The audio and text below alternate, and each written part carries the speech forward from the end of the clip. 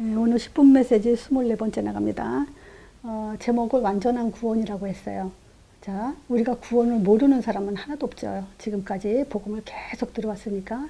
그렇지만 이 완전한 구원이라는 것을 우리가 사역자들이 요 키를 갖고 구원을 말해주는 것과 또 구원을 설명해주고 이해시키는 것은 좀 차이가 있을 겁니다. 그래서 요 메시지는 사역자가 단단하게 가지고 있어야 될 그 내용이에요. 자, 이 구원 자체가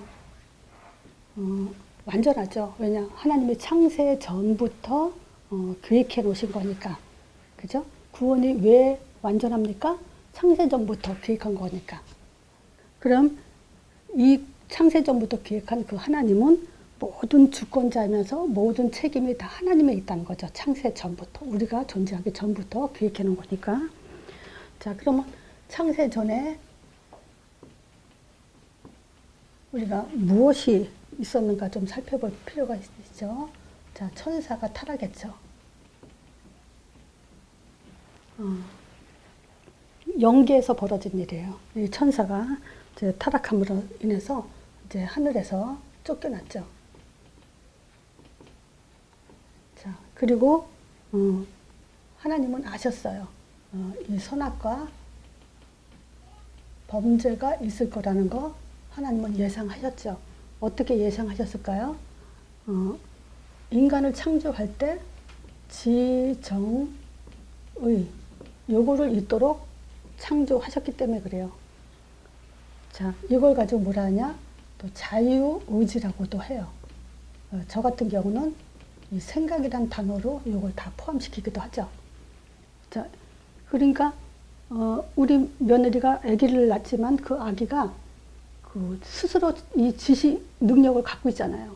그러니까 키우면서 얘가 자라면서 하는 행동들이 기특하고 이쁘잖아요.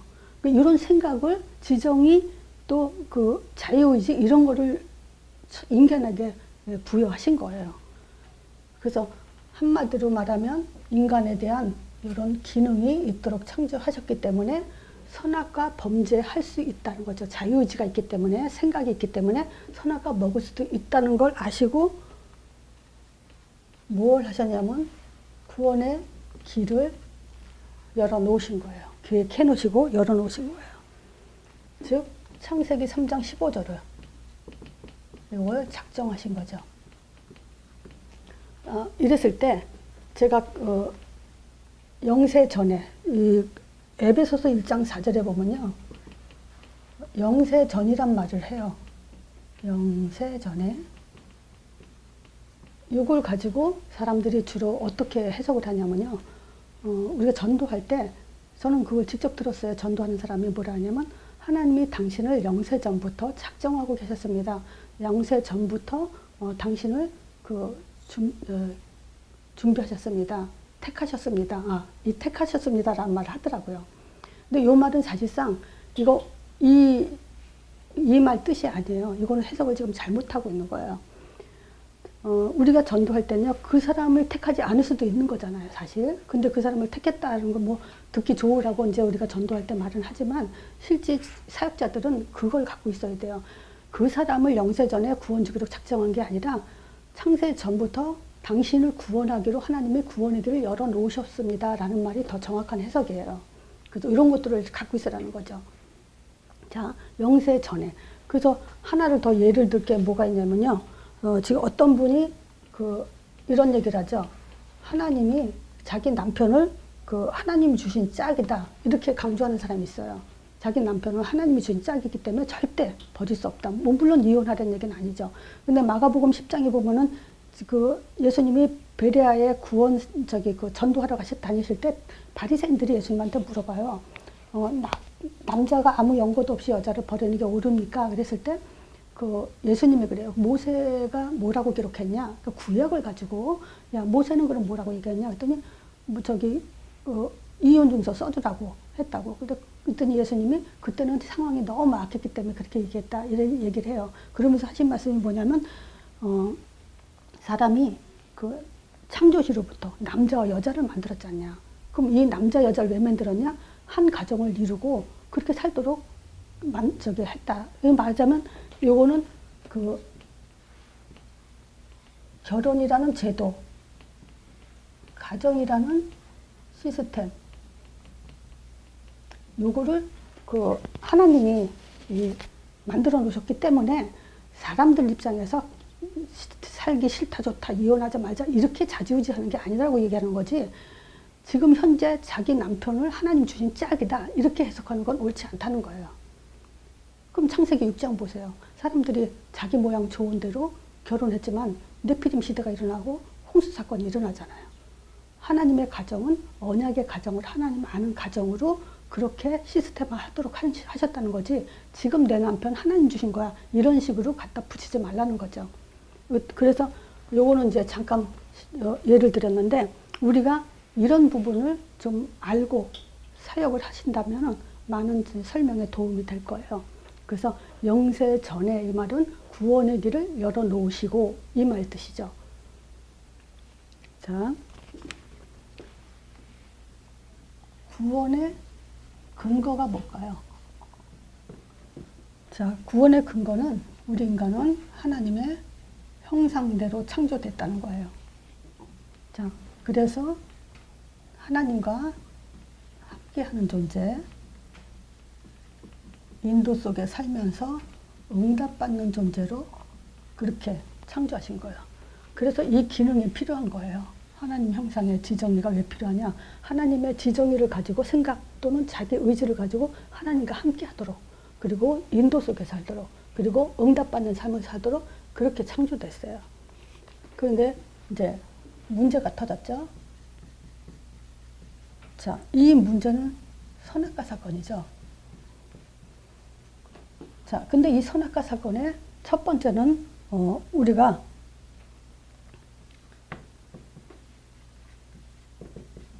불순종으로 인해서 다시 이게 범죄 속에 들어갔잖아요. 근데 이 선악과는 사실상 하나님의 질서를, 선악과 왜 만들어 놓고 먹고 죽게 했냐? 사람들은 그렇게 이해를 하고 있죠. 근데 그게 아니라 우리 인간은 피조물이라는 것에 대해서 인식하도록 선악과를 보면서 나를 주장하시는 창조주 하나님이 계시고 나는 피조물로서 하나님께 순종해야 된다는 그 질서에 대한 얘기고, 그 다음에 뭐냐면 하나님의 그 보장이에요. 함께하면 선악과 먹지 않으면 내가 너를 보장해 주겠다는 이 두 가지 의미예요. 그래서 선악과는 꼭 이렇게 두 가지로 설명을 해줘야 돼요. 자, 그래서 이 창세기 3장 문제는 뭡니까? 선악과 범죄 후에 우리가 창세기 3장은 이제 선악과 범죄 후에 뭐냐면 질서 파괴가 되고,